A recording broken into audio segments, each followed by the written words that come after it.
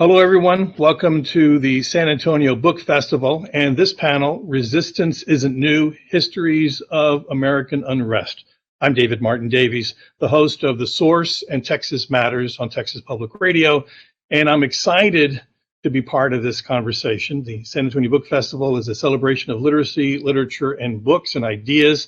Our authors today are Dorothy Wickenden and H.W. Brands. If you've done so already, if you haven't done so already, we hope that you'll consider purchasing their books. I have them here, The Agitators and the Zealot and the Emancipator from Nowhere Books. As you know, independent bookstores have been challenged during the pandemic, so we hope that you'll support them and these writers and the festival by purchasing their books. Just click on the Buy the Book button on the festival site. And if you have a question for our authors, you can just use the Q&A box and we'll get that process to you. And we'll get that, try and incorporate them during the conversation as we can.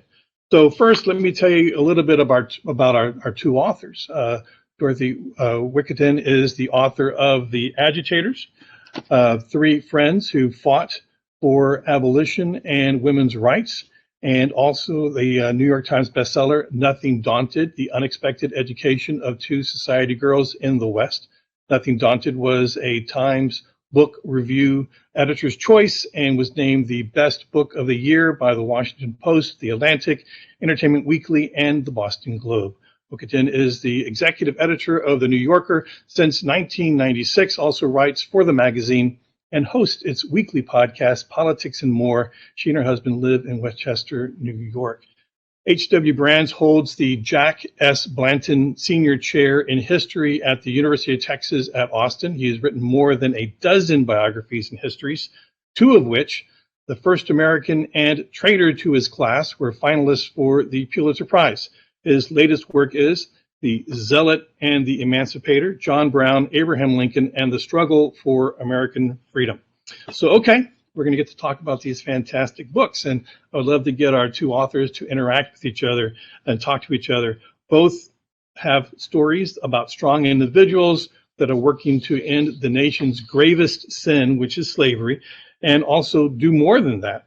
It was wonderful for me to be able to sit back and read these books because I was, they would kind of bounce off each other. I was getting a really full understanding of the complex issues, of the complex times with these interesting people. So let me ask both of you, and I'll go to Dorothy first. Give us an overview of the Agitators and the three women that you write about. Thanks, David. So it's great to be with you all sort of virtually from New York. And my story takes place in Western New York. And it is about three women who came together in the town of Auburn to fight the oppression of women and somehow to help overturn slavery. And this began with the three of them in the early 1840s. They initially were collaborators on the Underground Railroad. Harriet Tubman, as every American knows, was the greatest conductor on the Underground Railroad. And because of her contacts with these two women, Martha Coffin Wright and Frances Seward, in mid-state, right in the middle of New York State, she was able to it was a convenient drop-off place for her when she was extricating people from slavery on the Eastern Shore. Both women, Frances Seward and Martha Wright, had Underground Railroad stops in their basement kitchens. So there it is in short, and I look forward to talking to Bill some more. All right, so Bill, if you want to talk a little bit about the overall of your book and the two characters that you focused on. Okay, I'll do that, Dave. Thank you. And I'm also going to take the opportunity to pose my first question to Dorothy, because it's one that arose in my writing about John Brown and Abraham Lincoln. These two men were born in the first decade of the 19th century. And it was a time when attitudes in America towards slavery had not quite settled. And there were a lot of people who thought that slavery was kind of wrong or unfortunate, but not at their top of priorities of things that needed to be removed. There were a lot of people who looked on slavery as a necessary evil. Thomas Jefferson took that view, George Washington, Henry Clay, later of Kentucky. So the story of John Brown and Abraham Lincoln is in part how they came to their views about slavery. Now, before the story ends, John Brown is probably the most vehemently, or quite possibly the most violently opposed to slavery person in the United States, and he literally wages war against slavery. Abraham Lincoln is equally opposed to slavery, but he has a very different view on how slavery should be combated. And so how they position and the divergent views they take on, okay, we agree that slavery is wrong, but what are you going to do about it? That's the difference between the two. But the story that I tell is the evolution of the thinking of John Brown on slavery and Abraham Lincoln about slavery. And John Brown tells a story of, there are a couple moments of epiphany for John Brown. One is when he's a young boy, he's 8 or 10 years old, and he's playing in Ohio with another child, another young person who happens to be black. And John Brown to this time has been sort of vaguely aware of slavery, but he doesn't know what it means on a personal level until some guy turns out to be the owner of this enslaved boy, comes up and starts yelling at him and ordering him around, beating him over the head. And John Brown remembered in middle age that all of a sudden I realized that my position was very different from this person's position. And with Abraham Lincoln, he was a little bit older. He was in his late teens, and he had been hired to float a cargo of a flatboat full of cargo down the Ohio from Indiana and then down the Mississippi to New Orleans. And for the first time in his life, he witnessed a slave auction. And Lincoln remembered that that was when he realized that there was something really wrong about slavery. He had been aware of slavery, but he'd never seen the process by which people were sold just like cattle and horses were sold. And so I wonder if for the three women that Dorothy writes about, I'll ask Dorothy, can you identify moments when they came to the conclusions they came to regarding women's rights, for example, and regarding slavery? Yes, absolutely. It's a big question, so I'll try to keep it relatively simple, but I'll start with Frances Seward, who was the wife of William H. Seward, who was one of the great political figures of the 19th century, was Lincoln's Secretary of State. And she was unusually, for women at the time, she was very, very wealthy, and her father gave her a good education. So she was a big reader. She read John Stuart Mill. She read Mary Wollstonecraft. She grew up believing in the idea of natural rights. She believed that women and Black Americans should have exactly the same rights as white men had, which is, quite unusual for a woman of her class. She, however, had never seen slavery. She married William H. Seward when she was 19, and he was, I think, 22 or 23. And she had some health problems, and in, I believe it was 1835, to try to kind of get her out of the house and spend some time with her husband, who was usually off campaigning somewhere, they took a trip down south. And as they entered Virginia, she began to see that the whole landscape looked completely different. It just seemed benighted. And they stopped one day at a tavern or a country inn, and they were in their carriage, and they heard the sounds of moaning and weeping, and they looked and saw a coffle of little boys between 6 and 10 tied together by a rope and being driven to a horse's trough to drink by a slave trader who was taking them to Richmond. And this was to her, and then they were shoved into a shed to sleep, to go to sleep, and they sobbed themselves to sleep. And Frances Seward was extremely sensitive, and she couldn't get over this sight. It ruined the entire trip for her. She says, she wrote in her diary at the time, slavery, the evil effects are constantly before me. So by the time they got back to Auburn, New York, she was a complete, convinced abolitionist, and she had decided she had to do something about it. It just took her a little while to figure out how to do it. Martha Coffin Wright, her close friend around the corner, was a Quaker, and Martha was a born rebel, very different temperamentally. She was incredibly outspoken and funny and was middle class. She had 6 children. She was burdened down with all of the effects of housework and taking care of the children and her husband. But her father died young, and her mother, who had grown up on Nantucket, and where the Quakers, there was a very strong Quaker community, and where women historically had done exactly the same work that their husbands had, where they just believed absolutely in the equality of men and women. So that was what Martha grew up with. Her older sister, Lucretia Mott, who was a great early human rights advocate, basically taught Martha everything she came to believe about the evils of slavery and the absurdity of women having to live a life constricted to their houses. So she was, very much ready to embrace both causes. And she and Frances quickly became friends once Martha moved to Auburn with her family. And so in the early 1840s, in this very conservative town, the two of them would get together and conspire, and they would exchange pamphlets that were revolutionary and talk about all of these things. But it really was the presence of Harriet Tubman, who liberated herself from slavery on the Eastern Shore in 1849, walked out of slavery on her own without her free husband would not accompany her. She had learned all about the Underground Railroad network through contacts in Southern Maryland.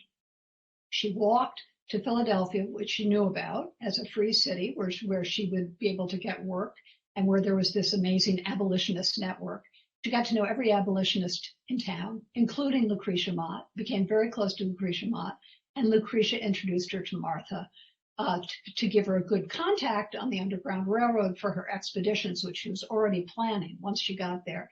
And then Martha introduced Harriet Tubman to Frances Seward. So that's how that amazing collaboration got started, and this friendship. And these women of different classes and races believed absolutely in this same set of revolutionary ideas, and they really goaded each other and made it possible for each of them to pursue these rights in the way that she was able best to do.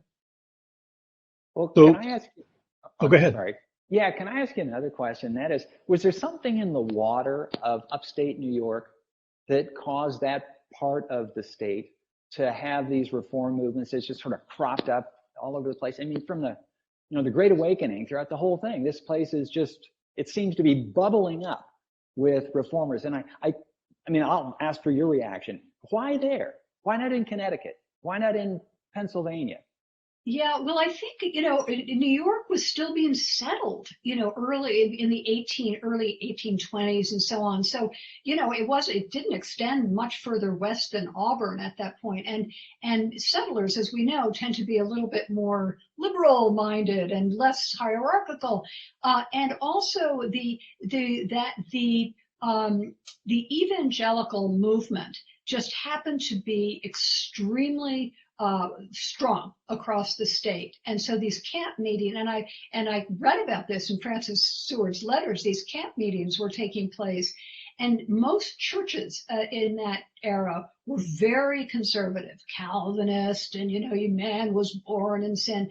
And these evangelical preachers, it's sort of hard for us to think about today, but they would be considered very left-wing. So this evangelical movement believed, as these women did, that slavery was a sin and that women had every right to speak in public, which at the time was considered a ludicrous idea. So a lot of New York State was so Syracuse, for instance, and Rochester, they had very conservative pockets, but they also had these communities, often comprised in part of free Black people who had liberated themselves from slavery and then settled in New York State and gotten their jobs and were full members of these communities. So by the time the Fugitive Slave Act of 1850 is passed, state are told that they have to return fugitive slaves to the South. There's a huge uprising in Syracuse and Auburn and Rochester and other cities because they know we abolished slavery years ago in our states. We're not going to do that. So even conservatives came around to this idea who had never given slavery any thought before. So, Bill, your book, The Zealot and the Emancipator, The Zealot is an interesting choice of words in talking about John Brown. And typically I would have, we are taught that John Brown was just a lunatic growing up, and that he was unhinged and irresponsible in this attack on Harper's Ferry. So, or is this a rehabilitation of John Brown? Where does he, was this a good idea to hit Harper's Well, Ferry? I mean, no, the raid on Harper's Ferry was a really bad idea. And in fact, the badness of the idea became apparent to Frederick Douglass before the raid took place. Because John Brown had known Frederick Douglass for some years. And they met, I can't remember where they met the first time, but when Douglass was living in Rochester, Brown, every time he would go east to raise funds from abolitionist philanthropists for his various activities, he would stop and he'd talk to Douglass. So he planned this raid on Harper's Ferry, and he summoned Douglass to a meeting. He said, we need to talk, and because he hadn't told Douglass exactly what he was going to do. And so he explained, okay, I'm going to launch this raid on Harper's Ferry, and there are all these weapons. We're going to hand the weapons out to the enslaved young men in the area, and they're going to rise up and fight for their freedom. And said, John Brown, Douglass, you need to join us. You need to join us. It will have so much more effect if you do, because you have a credibility with your background that none of us have by ourselves. And Douglass heard him out, and he said, no, I'm not going to do it. And part of the reason Douglass was somebody who had sort of he fled for his own freedom, and he just recognized what his talents were. He's a writer, not a fighter. But the other thing was, and this I can only infer, but because he didn't say it exactly to Brown, but what Douglass realized was that Brown's raid was basically a suicide mission. There was no way this thing was going to succeed. And the reason it wasn't going to succeed is precisely that, well, Douglass, like Harriet Tubman, had walked from Maryland to Philadelphia for freedom. And in both cases, they had sort of waited until the moment was propitious. They didn't just blindly go. If it's your life that's on the line, you sort of weigh the odds and what are your chances of success. And Douglass knew that Brown's effort was not going to succeed because the enslaved men to whom he offered the weapons, 99% of them are going to say, forget it. I'm not going anywhere near those because I don't want to get killed. What makes you think, John Brown, that this is going to work? And that indeed was the response to the John Brown raid.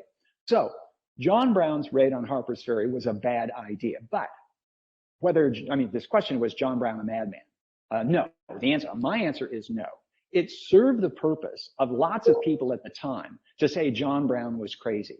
It served the purpose of Abraham Lincoln, for one, to say because Lincoln had to put as much distance as possible between himself and John Brown. He said that John Brown is not a Republican. I am not an abolitionist.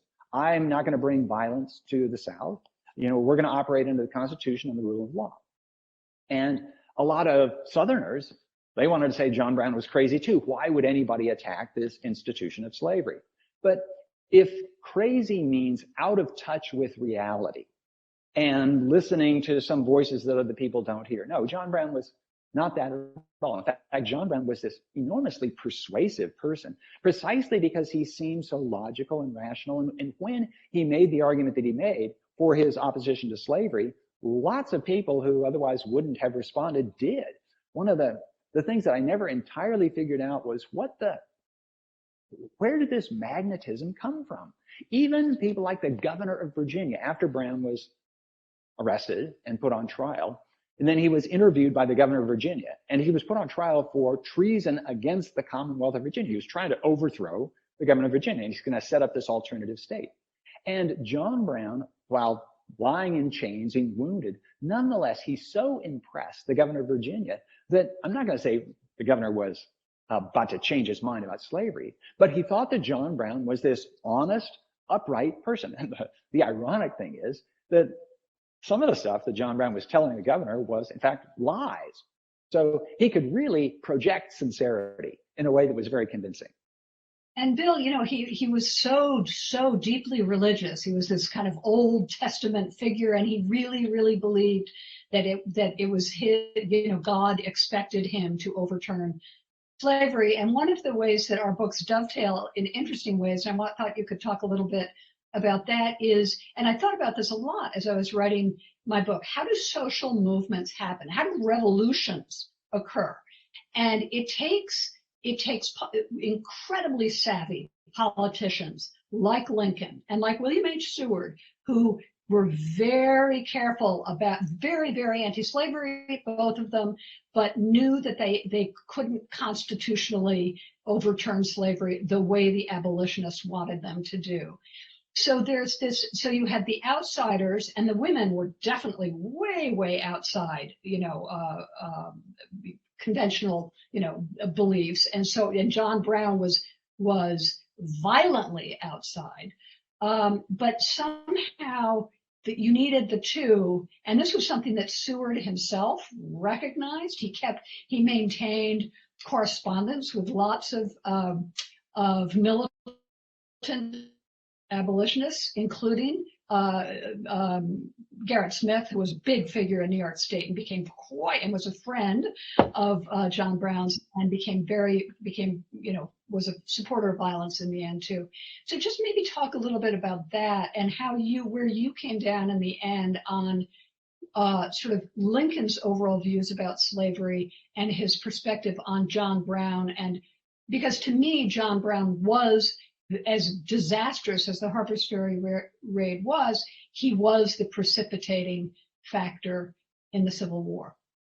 Yeah, so I'll answer the question in two parts. One is that John Brown had a huge advantage over nearly everybody else in this movement, an emotional advantage, in that John Brown rarely among the abolitionists was someone who basically walked the walk even while talking the talk, because most of the abolitionists, they were talkers and writers, and they were just enormously impressed. They were overly impressed by a man of action like John Brown, and well, they could have been, because John Brown had the courage of their convictions. He was putting his life on the line, and ultimately he gave his life to the cause, while they were just comfortably sitting in Rochester, or Concord, or someplace like that. So he had an advantage over them.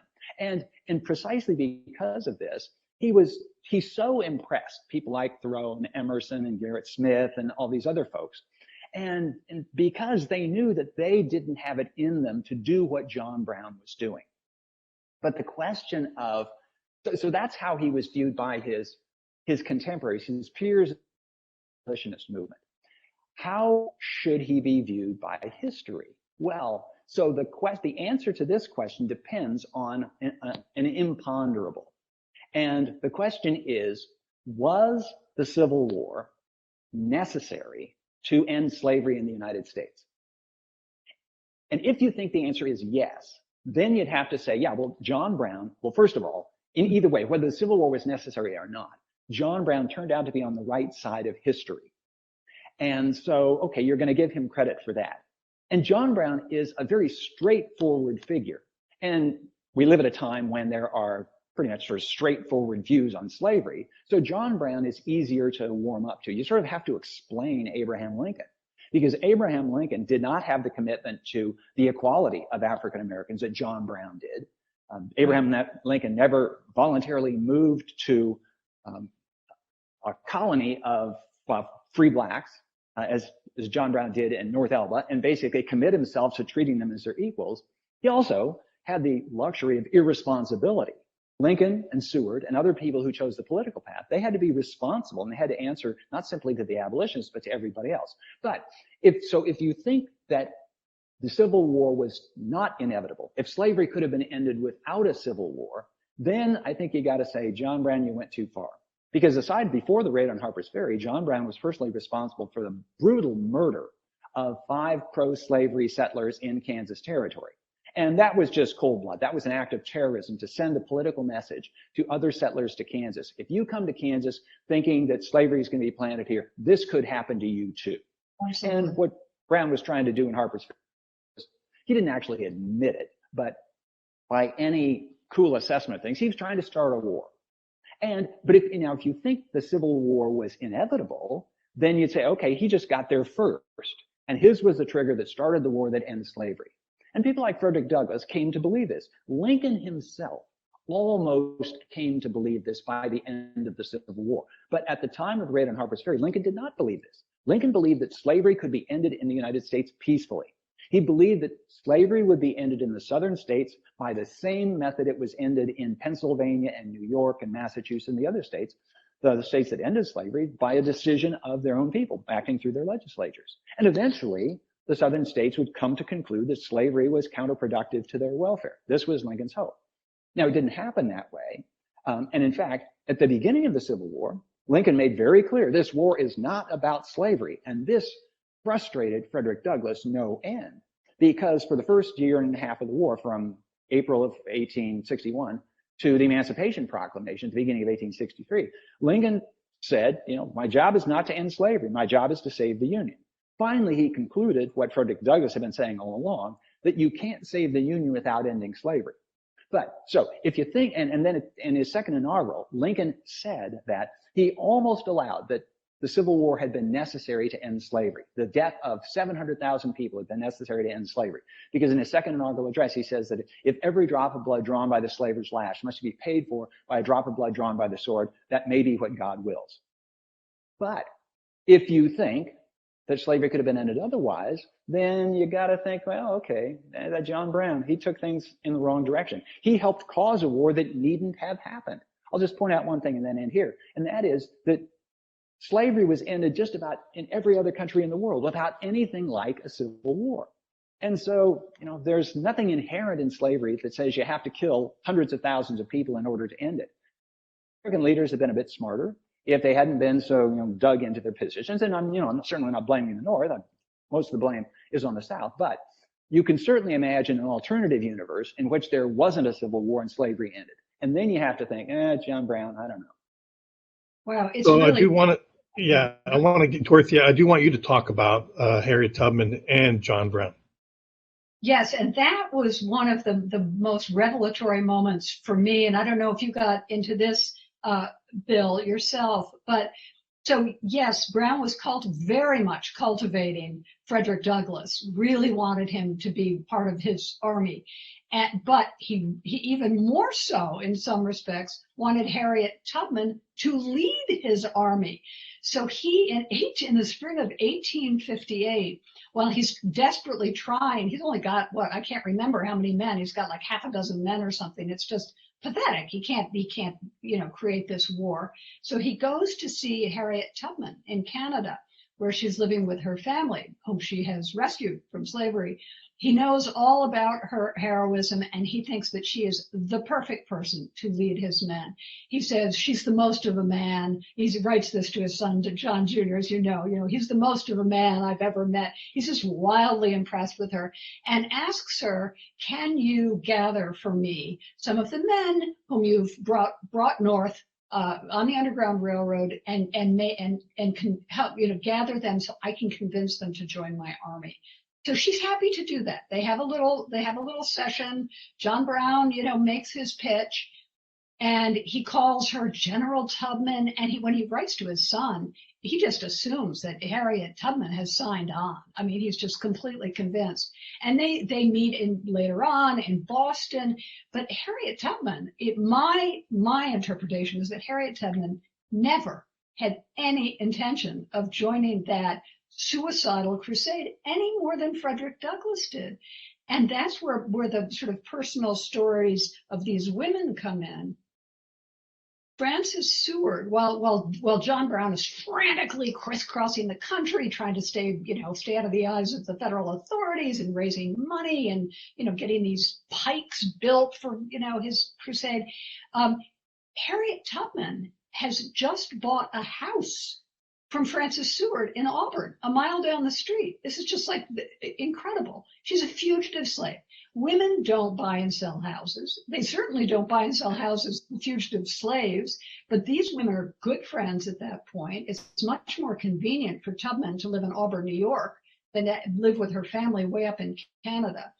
So she signs with an X the document, and she has to raise money for her mortgage. At the very time when John Brown is feverishly getting ready to head to Harper's Ferry. So she goes to Boston, and that's where all of the Secret Six, John Brown's, rich transcendentalist supporters live. And she knows many of the most famous abolitionists in Boston, but she doesn't yet know Wendell Phillips. And so she says to John Brown, I'd like you to introduce me to Wendell Phillips. And he, of course, is thrilled to do this, and Mr. Phillips, I bring you General Tubman, the greatest hero in the land, or some such. So to me, it was completely fascinating that Tubman, in a way, turned the tables on John Brown. She was a great leader. Now, and Bill, feel free to correct me if I've got this wrong, but John Brown had failed at every business enterprise he had ever taken on. He was not a very good leader, as we saw. This was a mad scheme that went wildly wrong. And of course, Harriet Tubman knew that this was just doomed to failure. But at the same time, she had to do some fundraising of her own. So she uses John Brown in Boston to get to know some of his contacts so that she can have money to pay her mortgage. And so this is where, when you sometimes focus on people who have been way off to the side of history, and sort of more conventional historians just haven't thought to think about, to kind of explore this avenue, it suddenly made perfect sense to me. And she was way too savvy to have done this, and just as Frederick Douglass was, and Bill, it's so true that he was a literary man. He wasn't cut out to, fight wars. She was a real fighter, but she was going to fight on her own terms. She led her own excursions. They were very, very different, and she never failed once. She went back to Maryland a dozen times, rescued 70 people. And as she said late in life, she liked to boast a little bit. And she said, I can say what just about no other conductor can say. I have never lost a passenger. And it was true. Well, this is one of the striking things about the abolitionist movement. So there were those people like Harriet Tubman who actually freed slaves. And John Brown did too. He managed to guide a dozen slaves from Missouri to Canada. But most of the abolitionists were these writers and talkers. And they could talk a good game and they could write a good game. But if you ask, so what have you actually accomplished? Then it wasn't there. And you're absolutely right, Dorothy, about John Brown's serial failures. And like very many people, John Brown found his way to his calling by process of elimination. And he tried being a farmer and he failed at that. He tried various businesses, he failed at that. He tried this thing and that thing. He tried being a military leader. And he ultimately failed at that. The raid on Harper's Ferry was a brave gesture, but it was utterly wrong-headed. As anybody with any military sense could see, I've never been in the military, but I've been to Harper's Ferry. And it's easy to see you can get into Harper's Ferry in the middle of the night under assumed names, but you're never going to get out of there once people wake up because there are mountains all around, you have rivers to cross and all this. But the striking thing about John Brown is he finally found his calling in jail, awaiting and during the trial and awaiting execution. Because it's really interesting to read the letters of John Brown from jail and the accounts of people who visited him. Because for every moment of his life, from the time he started waging war against slavery after the Kansas-Nebraska Act until Harper's Ferry, he assumed that he was of greater value to the abolitionist movement alive, that is, commanding forces and all this. He realized, though, as death approaches, that he's of greater value to the abolitionist movement dead. And the one thing he finally is good at is being a martyr. And that's really why John Brown is remembered. And as a martyr, he gave this symbol to the abolitionist movement that had been lacking until then. And this was kind of the crowning, almost the sole achievement of John Brown's life.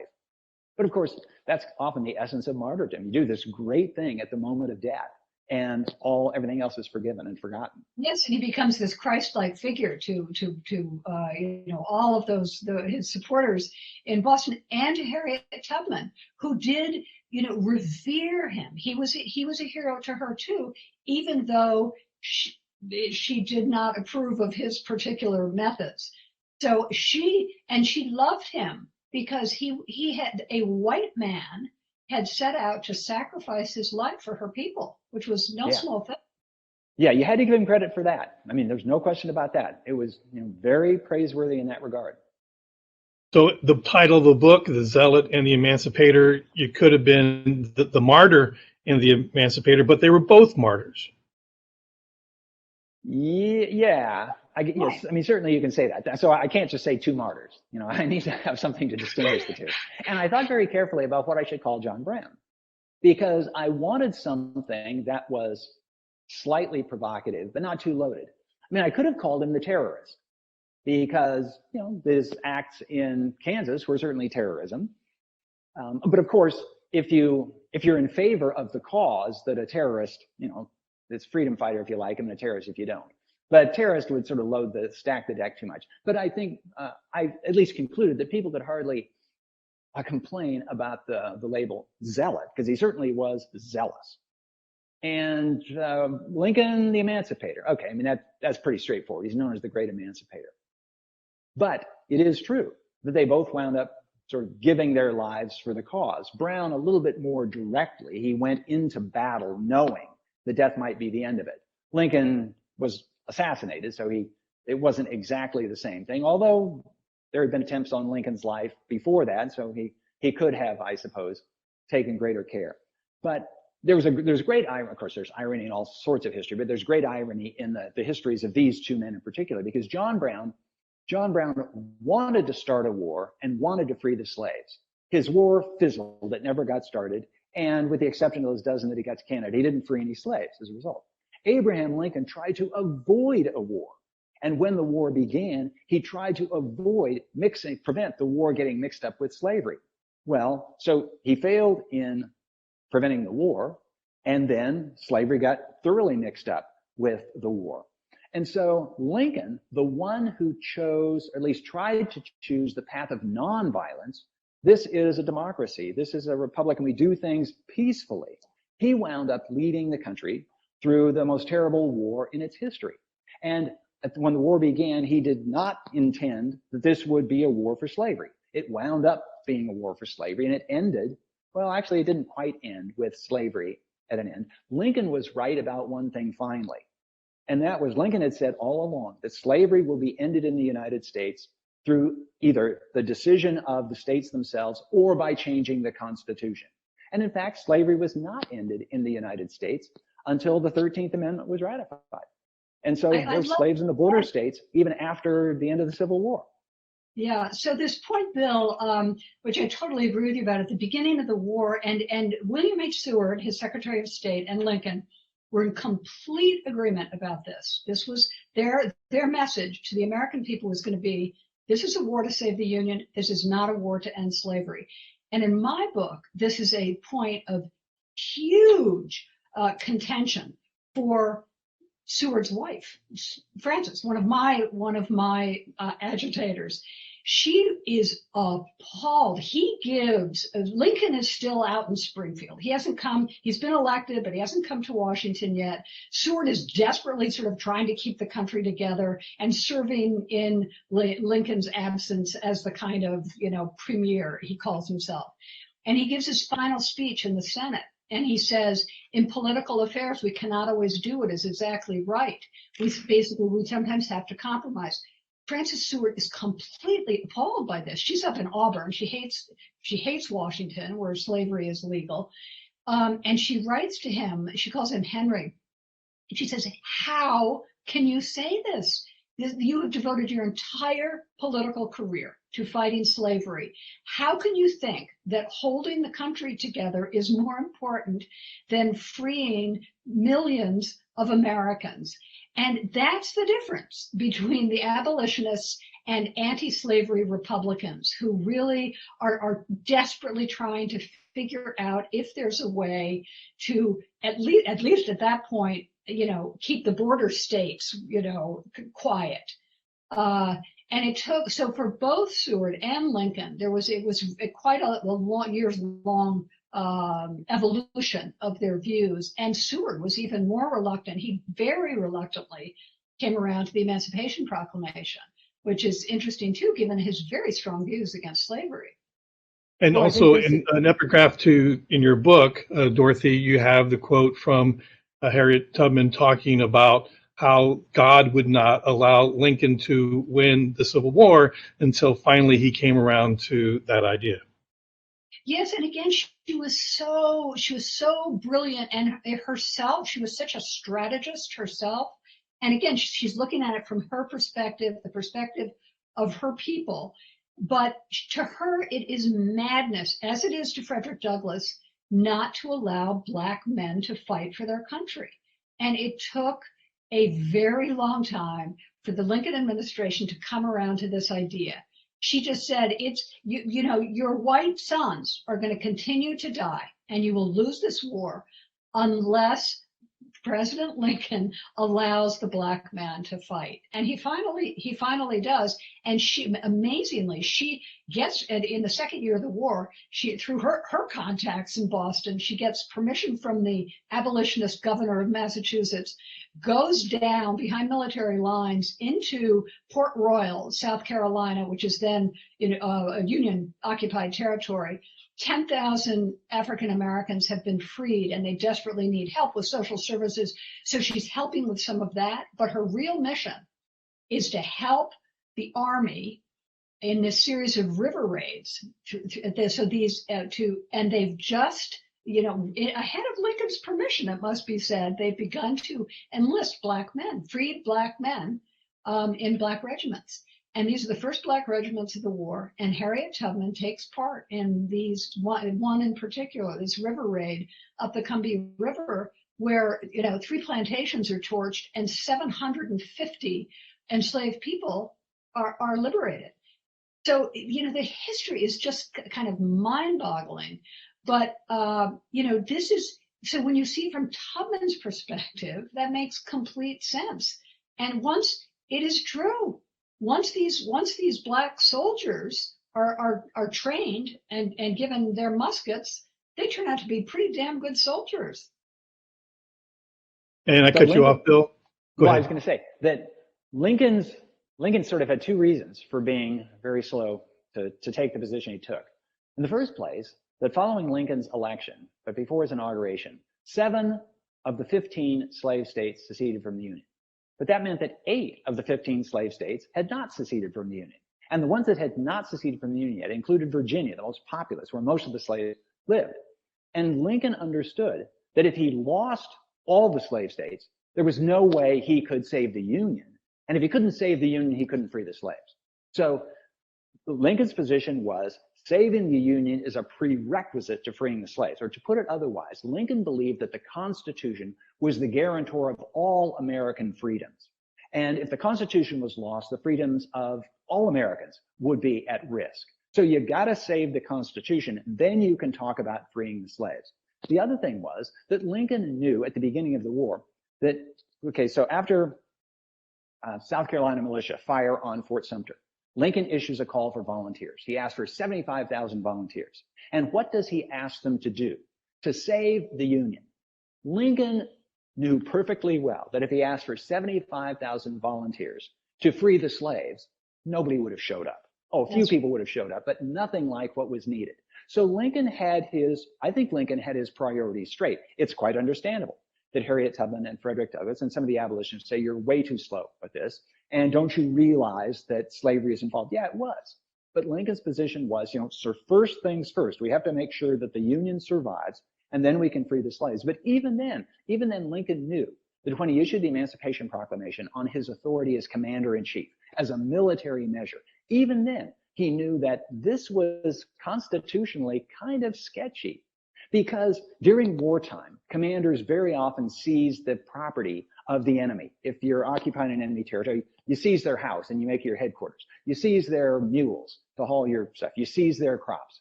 But at the end of the war, you're expected to give the non-consumable stuff back. And Lincoln was a lawyer, he realized if the war ended and the Constitution had not been changed, then there would be lawsuits where former, owners of slaves, as they saw it, would sue the federal government for the return of their slaves. And they would have a pretty good case to make. So in the next breath after the Emancipation Proclamation, Lincoln said, and now we have to amend the Constitution. And he got the 13th Amendment rolling along. And this is why, if you remember the Steven Spielberg movie Lincoln, the whole crux of the story is, can Lincoln get the House of Representatives to approve the 13th Amendment? Because Lincoln knew if he didn't get that 13th Amendment through right in the with the momentum of the war, it might never pass. And then all these people would have died in vain from the perspective of slavery. So And for Lincoln, Lincoln might, had the problem of responsibility. Life did. is more complicated. And a genius, a political genius, no question. So the other people who understood finally that the 13th Amendment was absolutely necessary were the women's rights advocates. So they, during the course of the war, reluctantly, but nevertheless they did it. They suspended their women's rights conventions. They banded together with their abolitionist friends, and they launched the biggest petition campaign to Congress in history on either side of the Atlantic.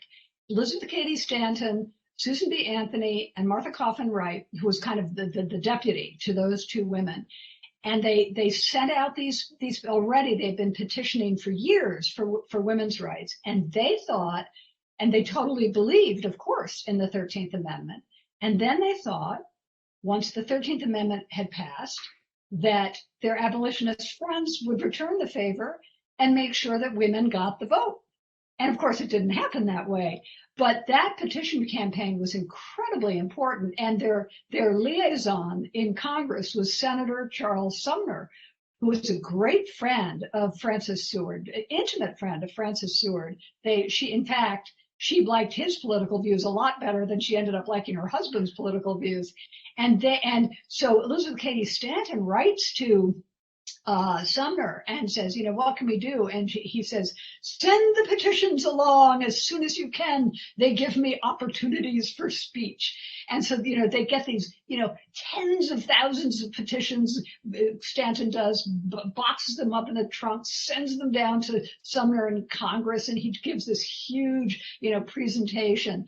So there are all these wonderful moments of American history that have been kind of lost, and it's just fun to put them together again and see what was required, along with, by the way, Bill, and maybe you could speak to this, all of the lobbying that was required by Lincoln and Seward and Seward's advisor Thurlow Weed, bribes and all kinds of things to be sure that they just squeaked by with the right number of votes. I do want to ask you before we run out of time, Dorothy, about Harriet Tubman's premonitions. Okay, it's spooky that in the book you write about her premonitions, and so I'm wondering, how much weight do you give those things? Well, so my decision in the end was to just to tell what I know from the way people responded to them. And there's no question that people who were with Tubman when she had one of her premonitions thought that they were deeply uncanny. So she was in New York when John Brown, when the raid went so terribly wrong at Harper's Ferry, and she was with a friend, and she came downstairs, the friend recorded and said, something terrible has just happened to John Brown. And the next day, his arrest was announced. So there were many episodes like that throughout her life, which are just eerie and inexplicable rationally. But I will say that she didn't have these premonitions until she suffered a very, very acute head injury when she was enslaved as a very young girl. And an overseer trying to catch a man who had run away. They were in a dry goods store, and he picked up an iron weight and he threw it at the young man, and it hit Harriet Tubman in the head, and it cracked her skull, and it caused neurological damage that did give rise to these kind of incredible visions and terrible, terrible headaches and spells of just blacking out in the middle of a sentence and then coming to a couple minutes later. So who's to say? She predicted to her minister. She told her minister, oh no, I just had this vision that Seward's daughter Fanny, who was 21, that she's died, and Fanny died that day. So there you are. How did she account for her gift in this regard? Did she think that she was hearing messages from on high, or what? She thought, and this was rather like John Brown, but even more so, she heard God speaking to her. She fully believed. She was very religious. Even though she couldn't read or write, she had memorized huge passages of the Bible, and she thought that God had put her on earth to do exactly what she did, which was to liberate her people, and along the way also to help, every woman she possibly could, which she did, by the way, not only through the course of the Civil War, but for her long, long life afterward, 48 years in Auburn, New York. And she worked practically until the day she died on human rights. So if we were to look at both of y'all's books and try to use them as a blueprint for social change, and I'll start with Bill first, what should we learn? Is it better to raid a ferry or to change the Constitution if you want to do vast social change? I would say that effective reform movements require the emotional commitment of people like John Brown, but they shouldn't be guided by people like John Brown. So they need that utter buy-in. But they don't succeed unless they have the pragmatists, the people. They don't succeed in the United States as long as we still have the rule of law and a constitution, because permanent change takes place through our constitutional system. So you have to have a Lyndon Johnson as the counterpoint to the Martin Luther King, people like this. And the changes that take place that are effective, that last, are ones that have both. You have to have the emotional energy. So you have to have somebody like John Brown. But if John Brown is the sum of the movement, then things can run off the rails. And you need the pragmatists, you need people like Lincoln. But Lincoln obviously didn't fight the war by himself, and Lincoln didn't do all the other stuff. And so the successful reform movements are the ones that somehow can manage to combine these. It's rare that you find the two traits in individual persons. No, very often the movements, by their very nature, include lots of people. And so if somehow you can meld these two together, then reform can be successful. If you're lacking either one, if it's all the extremists, then you really go off the rails and you get chaos. If it's all the pragmatists, sometimes you just don't generate the energy necessary to get through the opposition. Dorothy, we still don't have Equal Rights Amendment, ERA, and that was probably something that your characters in your book would have supported. What can we learn about fighting for social change for the long haul? Yeah, they absolutely would have supported it. I kept thinking about this as I was writing the book, and it took me, it was a long project. And our country, right now has gone through some extraordinary changes and counter changes. And we've seen, I would say that these grassroots movements, when there is a grave injustice in America, which is so anti-democratic, it often gives rise to grassroots groups. So I would cite Black Lives Matter, the Me Too movement, which grow directly out of the causes that these women centuries earlier were fighting for. And it is those grassroots activists who, are sometimes they are zealots, they often are, but they force politicians to go further than they feel comfortable going. So look at, Bernie Sanders and AOC and the very left wing of the Democratic Party, and how far they've made Joe Biden go. He's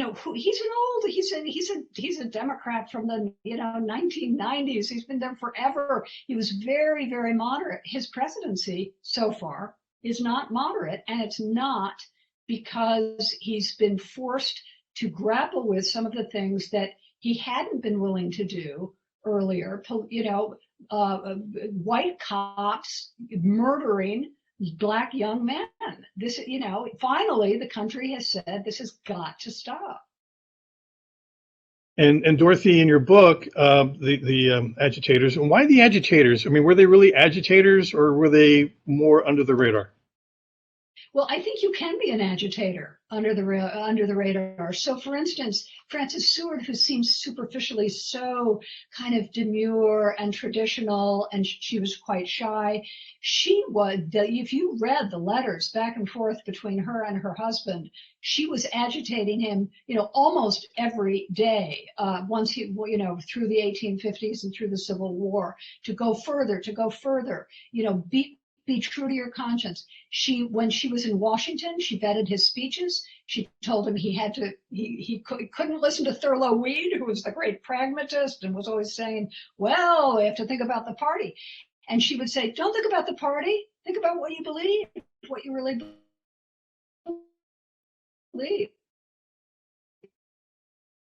Harriet Tubman was a much more obvious agitator than someone like Frances Seward, but Frances Seward had a lot further to go, given her background. It was far more unlikely that she would have done, what she did, which included, integrating the neighborhoods of Auburn, New York. This is integration in the 30s, 40s, and 50s. And Bill, you keep writing and you keep finding great stories to tell. You would think writing about Abraham Lincoln and John Brown was already something that was well exhausted, but you certainly gave us more to work with. But I wonder about some other history that we have, like there was an underground railroad in Texas, in South Texas, helping escaped slaves get to freedom in Mexico, and about how Mexican Americans and indigenous people helped those slaves get there. Is that story being, told in the same sort of a manner that, people need to know these things? Well, ideally, people would know all there is to know about history. And there are people who do a wonderful job on Texas history that are far better qualified than I am to do it. But, I'm in this position where I teach history to freshmen and sophomores at the University of Texas. And every semester I run up against the fact there are only so many class hours to cover all this ground. So, you pick your spots and try to work where you think you can do some good. Dorothy, in the book, some gripping pages about the attack on Secretary Seward on the assassination night, how the grand conspiracy came knocking on the door. And that eventually led to the death of Frances, not directly, but just through the trauma. I mean, what a month, 1865, for America, and her particularly. Can you just talk about that experience? Yes, it was just, and here's where it's fun even as an amateur historian, which is what I am, to piece together what you can from original sources. So I mentioned their daughter, Fanny, who was 21 when the war ended. The war had just ended. It was, only like 5 weeks earlier. The night that George Wilkes Booth assassinates Abraham Lincoln, it's a conspiracy it's a multiple conspiracy, and one of the victims is William H. Seward, and a man enters the house late at night, same hour that Lincoln is attacked, with a Bowie knife and a revolver, and not only attacks William H. Seward, who is lying in bed. He's had a terrible carriage accident, and he has a big bandage around his neck, which might have saved his life. This assassin beat almost to death with the butt of his gun one of the Seward sons, and the other son was injured as well. And then Fanny is reading to her father at the time, because he's trying to recover from this other accident. She witnesses this entire ghastly attack. She thinks of Macbeth, and she writes this in her diary, and she says, blood, it was everywhere. I slipped in my father's blood, and she couldn't find him at first because the assassin had, pushed him off the bed. It's just an absolutely horrifying scene. And Frances is asleep at a different part of the house, and she's woken up by the noise. And of course they have these, the gas lights have been turned down low, and she can't figure out what is going on.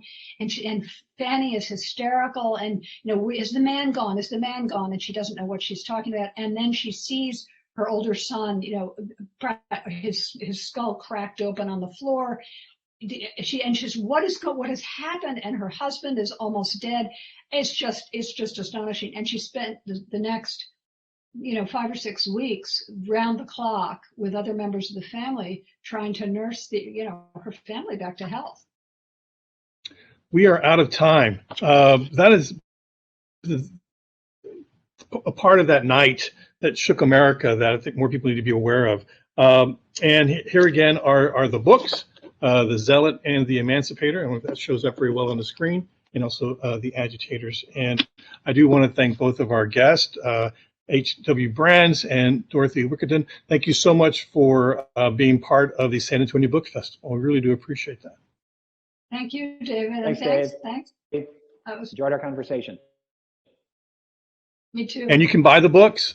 Just click on there's a thing here. You can buy them from Nowhere Books, and that will support the book festival, the bookstore, and literacy in general. Appreciate that. All right, so we're going to sign off.